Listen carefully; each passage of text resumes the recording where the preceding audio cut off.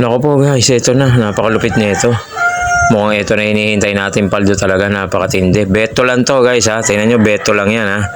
Hindi ko alam bakit ako nakachempo ng ganyan. Ilalagay ko lang po sa comment section ng link. Andun po ang link nyan.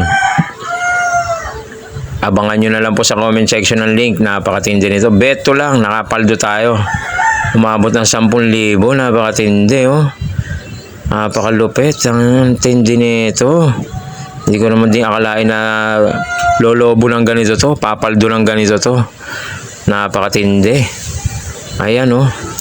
Halagang 2 piso lang ay tinaya ko dyan. Halos wala na nga akong balance eh. Umabot pa siya ng 10,000. Napakatindi talaga niyan. Thank you so much. Diba? Sabi ko naman sa inyo, hindi naman tayo palaging talo. May time naman talaga na pumapaldo. Ayan oh. Napakatindi niyan oh. Paldong-paldo na yan. No, pwede na to. Pwede na natin withdrawin to. Basta sinasabi ko sa inyo, kung gusto nyo tumama rin, kung gusto nyo rin makapaldo, nasa comment section ng link.